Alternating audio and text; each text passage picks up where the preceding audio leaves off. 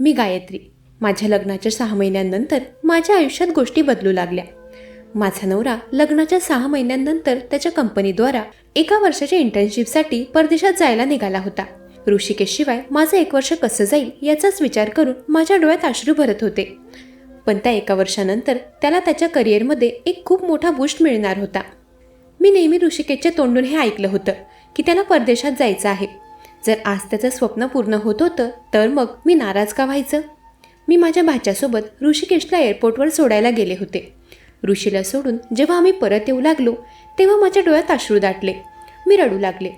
तेव्हा माझा भाचा म्हणाला, मामी अगं कुणी चांगल्या कामाला जात असेल तर असं रडून त्याला बाय करायचं नसतं, हसून शुभेच्छा द्यायच्या असतात. तुझा असं रडका चेहरा पाहून मामाचं परदेशात मन लागणार आहे का?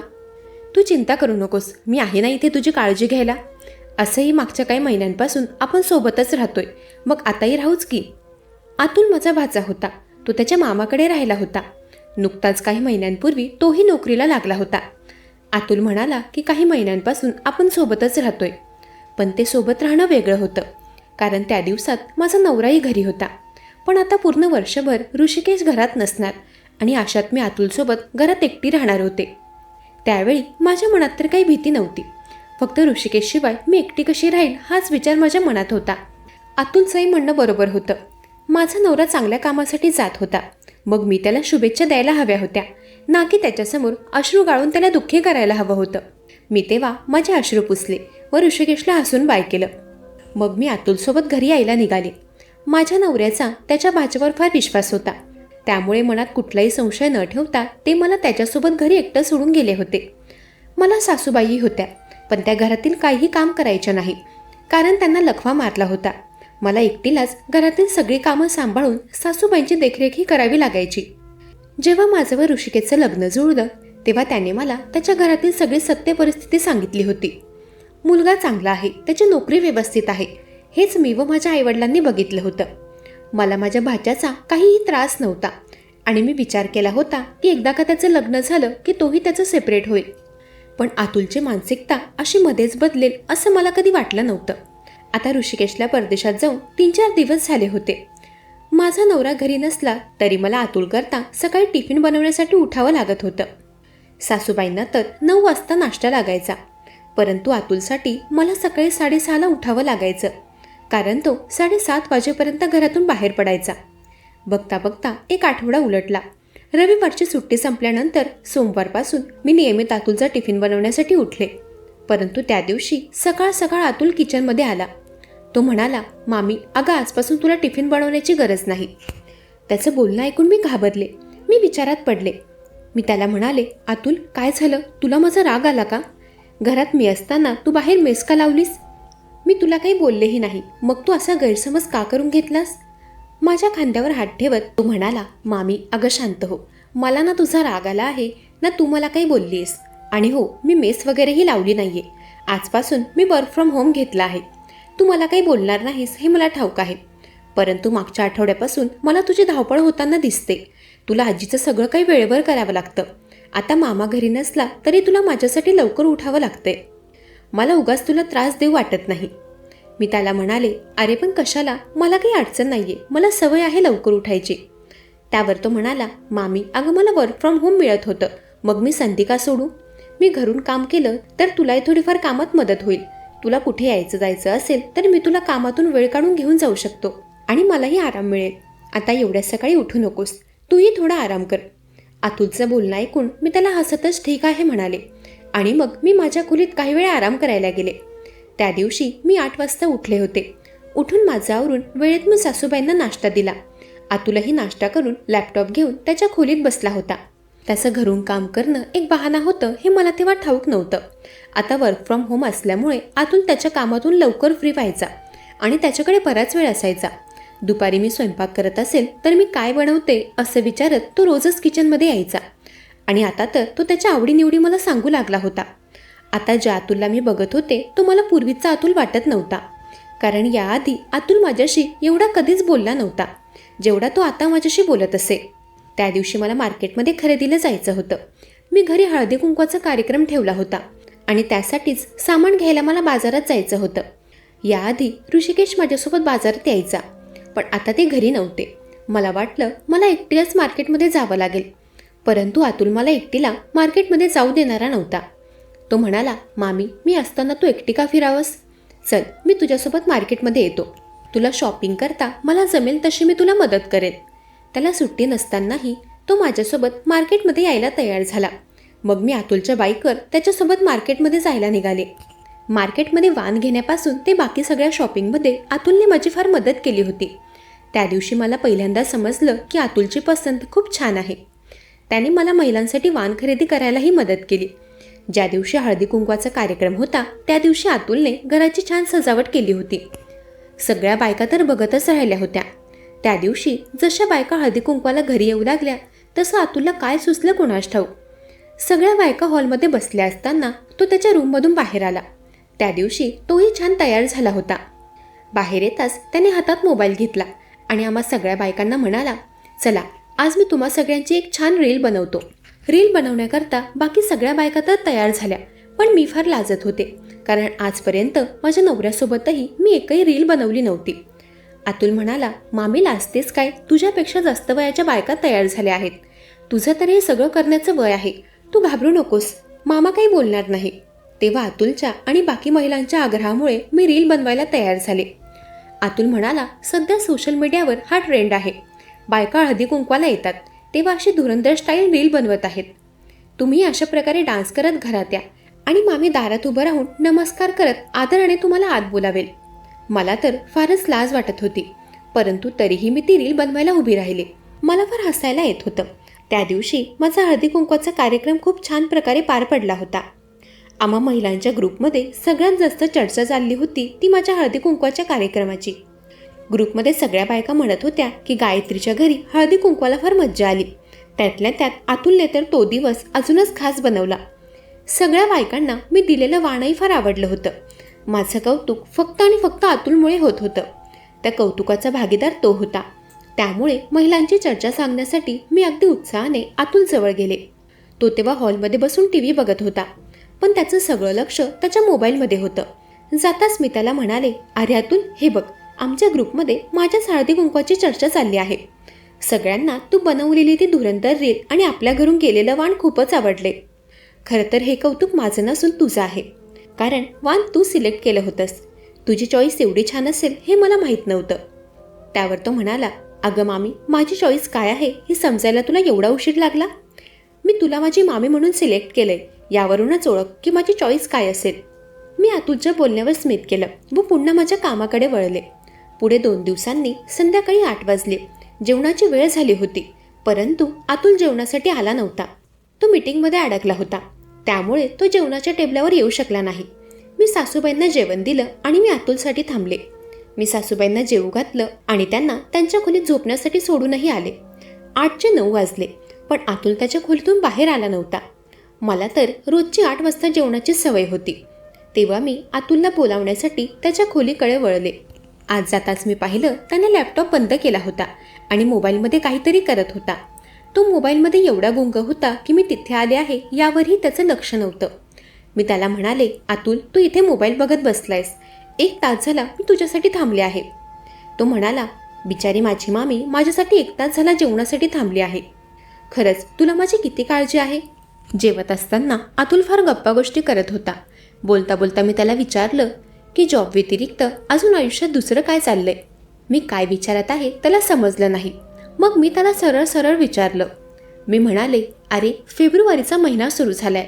मग या फेब्रुवारीत गुलाब देणारी गुलाब घेणारी कोणी तुझ्या आयुष्यात आली की नाही? माझं बोलणं ऐकून अतुल लाजला होता. तो म्हणाला, मामी, मला वाटलं होतं की तू साधी सरळ आहे, परंतु तू तर माझ्याहूनही अधिक पुढे आहेस. बरं, माझं कौतुक पुरे झालं. मी काय विचारलं ते उत्तर दे. सांग, कोणी गुलाब घेणारी आली की नाही आयुष्यात? त्यावर तो म्हणाला, सध्या तर नाही. तसंही मला गर्लफ्रेंड वगैरे बनवण्यात काही इंटरेस्ट नाही आहे. तू एवढा बोरिंग असशील असं मला वाटलं नव्हतं. माझ्या बोलण्यावर त्याने पलटून उत्तर दिलं नाही. परंतु पुढच्या 7 तारखेला रोज डेच्या दिवशी अतुल सकाळ सकाळीच गुलाबाचा फुलगुच्छ घेऊन किचनमध्ये हजर झाला. आता त्याचं व माझं नातं फ्रेंडली झालं होतं. तो माझ्याहून काहीच वर्ष लहान होता. मी ते भाच्याचं प्रेम समजून किंवा एखादं फ्रेंडली नातं म्हणून त्याच्याकडून फुलगुच्छ घेतला. दुसऱ्या दिवशी तो माझ्यासाठी खूप सारे चॉकलेट घेऊन आला. त्याला सगळे डे सेलिब्रेट करताना पाहून माझ्या मनात भीती दाटू लागली. कारण पुढे प्रपोज डेही होता. पण अतुलने बाकीचे डे सेलिब्रेट केले नाही. पण व्हॅलेंटाईन डे दिवशी पुन्हा त्याने मला मोठा टेडी बेअर, फुलगुच्छ, चॉकलेट्स आणि ग्रीटिंग कार्ड आणून दिलं. ते ग्रीटिंग कार्ड वाचण्याआधी माझ्या मनात फार धडधड चालली होती. मला ते सगळ्या भेटवस्तू देऊन अतुल तिथून निघून गेला. मी जेव्हा ते ग्रीटिंग वाचायला घेतलं तेव्हा क्षणातच माझ्या मनाची भीती गायब झाली. कारण आत प्रेमाचे शब्द लिहिले होते. हॅपी व्हॅलेंटाईन डे लिहिलं होतं आणि ते सगळं माझ्या नवऱ्याकडून होतं. ऋषिकेशने ते सगळं माझ्यासाठी प्लॅन केलं होतं. लग्नानंतर माझा व ऋषिकेशचा तो पहिला व्हॅलेंटाईन वीक होता. परंतु आम्ही जवळ नव्हतो. पण जवळ नसतानाही ऋषिकेशने माझ्यासाठी जोही प्लॅन केला होता, जेही त्यांनी मला अतुलमार्फत सरप्राईज दिलं होतं, ते मला खूप आवडलं होतं. माझं मन भरून आलं होतं. मागच्या काही दिवसांपासून मी विचार करत होते की अतुल माझा भाचा असूनही तो मला चॉकलेट आणून देत आहे. परंतु माझा नवरा तो तर मला साधं फोनवरही विश करत नव्हता. त्यामुळे मी ऋषिकेशवर चिडले होते आणि मी त्याच्याशी बोलणं कमी केलं होतं. परंतु त्याचा एवढा मोठा प्लॅन असेल हे मला ठाऊक नव्हतं. व्हॅलेंटाईनच्या दिवशी त्यांनी मला खूप मोठं सरप्राईज दिलं होतं. एवढे सारे गिफ्ट, एवढ्या चॉकलेट्स आणि त्यांनी माझ्यासाठी लिहिलेलं ते खास ग्रीटिंग. खरंच त्या दिवशी माझं मन खूप भरून आलं. मी ऋषीला फोन केला आणि तासभर त्याच्याशी गप्पा मारल्या. ते गिफ्ट मला माझ्या नवऱ्याने दिलं होतं. पण आधी माझा गैरसमज झाला होता. पण ऋषिकेशशी बोलल्यावर माझा सगळा गैरसमज दूर झाला. अतुल चुकीचा नाही असंच मी पुन्हा समजू लागले होते. पण काही दिवसांनी अतुलचं वेगळंच वागणं माझ्या समोर आलं. आता माझ्या नवऱ्याला परदेशात जाऊन 2 महिने होत आले होते. मला त्याची आठवण यायची, पण आठवणीशिवाय आणि त्याच्याशी फोनवर बोलल्याशिवाय दुसरा माझ्याकडे काही पर्याय नव्हता. आता तर आमचे जास्त फोन कॉल्सही होत नव्हते. लग्नानंतर पहिल्यांदा एवढे दिवस झाले मी ऋषिकेशपासून लांब होते. नाहीतर याआधी मी माझ्या माहेरीही फार तर 2 किंवा 4 दिवसांसाठी जायचे. असो, एके दिवशी माझी मैत्रीण दामिनी मला भेटायला आली होती. तिला मी हळदी कुंकवाला घरी बोलावलं होतं. पण नेमकं त्याच दिवशी तिच्याही घरी हळदी कुंकवाचा कार्यक्रम होता. त्यामुळे न मला तिच्याकडे जाता आलं ना तिला माझ्या घरी येता आलं. म्हणूनच ती आत्ता मला भेटायला आली होती. ती घरी आली तेव्हा तिला येऊन काहीच मिनिटं झाले होते. तोच आमचा दूधवाला घरी आला. तो म्हणाला, मॅडम माझा महिन्याभराचा हिशोब करून द्या. मला काही दिवस गावाला जायचं आहे, म्हणूनच मी या महिन्यात पैसे लवकर मागतोय. तेव्हा मी आत खोलीत पैसे घ्यायला गेले. पैसे घेऊन मी बाहेर आले. तोच दूधवाला शेजारच्या घरी गेला होता. मग मी त्याला त्याचे पैसे देण्यासाठी तिथेच गेले. दामिनी एवढ्या दिवसांनंतर वेळ काढून मला भेटायला आली होती. तिला असं एकटीला घरी सोडून मी असं घराबाहेर फिरत होते आणि मला ते काही बरोबर वाटत नव्हतं. परंतु मी जेव्हा दूधवाल्याचा हिशोब देऊन घरी आले तेव्हा मी पाहिलं अतुल दामिनीसोबत गप्पा करत बसला होता. त्याला जास्त ओळख करावी लागायची नाही. तो तसा बोलका होताच. त्याने काही मिनिटातच दामिनीशी ओळख करून घेतली होती. दामिनीलाही नवनवीन लोकांशी मैत्री करायला फार आवडायचं. तेव्हा घरात येताच मी आमच्यासाठी कॉफी बनवायला किचनमध्ये गेले. मी किचनमध्ये कॉफी बनवत होते तोपर्यंत अतुल दामिनीला बाहेर कंपनी देत होता. काही वेळाने मी 3 कप कॉफी घेऊन बाहेर हॉलमध्ये आले. अतुल त्याचा कॉफीचा कप घेऊन त्याच्या खोलीत निघून गेला. तो म्हणाला, माझ्याकडे थोडाच वेळ होता, चला माझा वेळ आता संपलाय, तुम्ही मैत्रिणी गप्पा मारा. तेव्हा तो तिथून निघून गेला. मी आणि दामिनी गप्पा करू लागलो. बोलत असताना दामिनी म्हणाली की अतुलला तुला जाणून घेण्याची फारच उत्सुकता दिसते. तिचं बोलणं मला समजलं नाही. मी म्हणाले, का गं मध्येच असं का बोलतेस? त्यावरती म्हणाली, अगं जे मी आता बघितलंय त्यावरून सांगते. आत्ताच अतुल माझ्याकडे तुझ्याबद्दल विचारपूस करत होता. विचारत होता गायत्री मामीला काय काय आवडतं, तिचा आवडता रंग कोणता, तिला खायला काय आवडतं. तुझ्या बाबतीत असे बरेच प्रश्न तो मला करत होता. पुढे ती म्हणाली, चांगलंय बाबा, आम्हाला तर नवराही एवढं विचारत नाही आणि इथे तुझा भाचा तुझी किती काळजी घेतोय. चांगलं नशीब काढलंयस तू. ती बोलत तर कौतुकाने होती, पण तिच्या बोलण्याचा अंदाज थोडा वेगळा होता आणि तो मी समजले होते. मी तिला म्हणाले, काही नाही गं, तो मला बहिणीसारखं मानतो म्हणून सहज तुला माझ्या आवडीनिवडी विचारत असेल. मला दामिनीसमोर थोडंही हलकं दिसायचं नव्हतं म्हणून मी तिला काहीतरी मनाचं लावलं. ती गेल्यानंतर मी अतुलला काही बोलले नाही की तू दामिनीकडे माझी विचारपूस का करत होता म्हणून. परंतु दुसऱ्या दिवसापासून घरात काही वेगळं सुरू झालं होतं. अतुल मला सारखं शॉपिंगला चल म्हणून आग्रह करत होता. मी त्याला 2-4 वेळा प्रेमाने नाही म्हणाले आणि 5व्यांदा तर मी त्याच्यावर चिडले. मी म्हणाले, अतुल तुला काय झालंय, का उगाच मला शॉपिंगला चल म्हणतोयस? मला आता काही घ्यायचं नाही, उगाच मला आग्रह करू नकोस. त्यावर तो म्हणाला, अगं मामी, मी जॉबला लागल्यापासून तुला काहीच घेतलं नाहीये म्हणून म्हणत होतो की चल यावेळी मला तुला काहीतरी घेऊन द्यायचंय. मी त्याला सतत नाही म्हणत होते आणि शेवटी मी त्याच्यासोबत गेलेच नाही, कारण मला घरात सासूबाईंची कामं होती. त्या दिवसानंतरपासून सकाळी मी उठले की माझ्या खोलीबाहेर मला काही ना काही वस्तू दिसायची. कधी गुलाबाचे फूल तर कधी माझ्या आवडतीचा गजरा. अशा काही ना काही वस्तू मला खोलीबाहेर दिसू लागल्या होत्या. मी अतुलला त्याबद्दल विचारलं तर तो म्हणाला मला त्याबद्दल काही माहीत नाही. मला वाटलं पुन्हा एकदा ऋषीचं ते काहीतरी सरप्राईज असेल. मी त्यालाही विचारलं, पण ऋषिकेश म्हणाला आता सरप्राईज देण्यासारखं काय आहे? नाही, मी काहीही सरप्राईज वगैरे देत नाहीये. बघता बघता पुढचे काही दिवस उलटले. अजूनही माझ्या खोलीबाहेर काही ना काही भेटवस्तू रोजच असायची आणि ते सगळं अतुल करत होता हे मला समजलं होतं. त्या रात्री मी माझ्या खोलीत न जाता खोलीबाहेरून लक्ष देऊ लागले की कोण माझ्या खोलीबाहेर असं अर्ध्या रात्री भेटवस्तू ठेवतंय. मला अतुलला रंगेहात पकडायचं होतं. त्या रात्री मी घरातील सगळ्या लाईट बंद केल्यात आणि मी किचनमध्ये लपून राहिले. बराच वेळ झाला माझ्या खोलीबाहेर कोणी आलं नव्हतं. मग कंटाळून शेवटी मी खोलीत जाऊ लागले. पण तेव्हा जसे मी हॉलमध्ये आले तसं जोराने काहीतरी फुटण्याचा आवाज आला आणि अचानकच हॉलमध्ये लाईट सुरू झाला. माझ्या अंगावर फुलांचा वर्षाव होऊ लागला. मी इकडे तिकडे पाहिलं तर माझ्यासमोर सासूबाई होत्या आणि उजव्या साईडला अतुल व ऋषिकेश उभा होता. ऋषीला पाहून मी तर शॉक झाले. मी धावतच त्याच्याजवळ गेले. मी म्हणाले, ऋषी तू कधी आलास आणि हे सगळं काय आहे? तेव्हा ऋषी म्हणाला, हे सगळं माझ्या प्रिय बायकोसाठी एक छोटंसं सरप्राईज आहे. गायत्री, तुला काय वाटलं? लग्नानंतर तुझा माझ्यासोबत पहिला बड्डे आहे आणि तो मी असाच जाऊ देईन? ही सगळी तुझ्या बड्डेची तयारी आहे. बघ आता रात्रीचे 12 वाजलेत. आतापासून तुझा बड्डे सुरू झालाय. Happy birthday my dear wife. ऋषिकेशने मला विश करताच सासूबाई व अतुलनेही मला वाढदिवसाच्या शुभेच्छा दिल्या.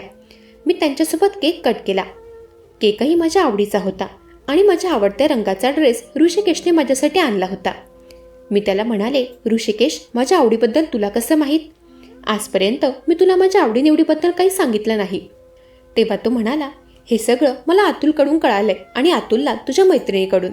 मी अतुलला तुझ्या आवडीनिवडींबद्दल माहिती करायला सांगितलं होतं, कारण मला तुला सरप्राईज द्यायचं होतं. ऋषिकेशच्या बोलण्यावरून मला समजलं की अतुलने दामिनीकडे माझ्या आवडीनिवडी का विचारल्या होत्या.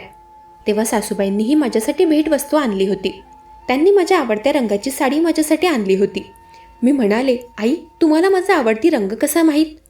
त्या म्हणाल्या, हेही अतुलनेच सांगितलं. ही सगळी तुझ्या मैत्रिणीची कृपा आहे. बोलता बोलता त्या म्हणाल्या, आज मी तुझ्या दाराबाहेर गिफ्ट नाही ठेवत. आजची भेटवस्तू मी समोरून तुलाच देते.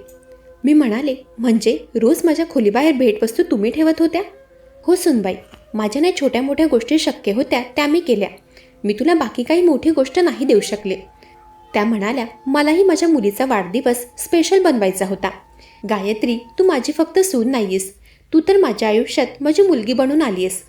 तुझा वाढदिवस माझ्याही लक्षात होता आणि मीही अतुलला आवर्जून सांगितलं होतं की तुझ्या मामीच्या आवडी तिला विचारून मलाही सांग. तुझ्या आवडतीच्या फुलांचा गजरा, फुलगुच्छ त्या सगळ्या गोष्टी मीच ठेवत होते. ते तुम्ही आता नवीन जनरेशन काय म्हणतात ते प्री बर्थडे सेलिब्रेशन, ते तसंच काहीतरी मलाही करायचं होतं. मी रील्समध्ये बघितलं होतं ना. गायत्री, तू रोज आम्हा सगळ्यांची एवढी काळजी घेतेस, मग तुझ्यासाठी आम्ही एक दिवस स्पेशल का नाही बनवू शकत? तेव्हा सासूबाईंचं बोलणं ऐकून मी त्यांना मिठी मारली. माझ्या डोळ्यात अश्रू भरून आले होते. अतुलनेही मला माझ्या आवडीचे गिफ्ट दिले.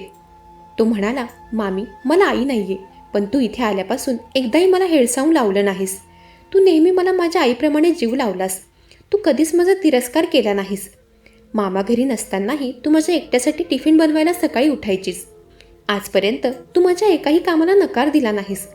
खरंच तू माझी खरी आई झालीस. मी तुला मामी नाही तर आई म्हणून हाक मारणार.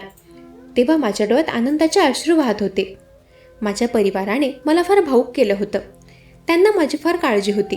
माझ्या कामाची, माझ्या प्रेमाची माझ्या परिवाराला जाणीव होती आणि त्यामुळेच मलाही त्यांची काळजी घ्यायला रोज नव्याने उत्साह मिळायचा.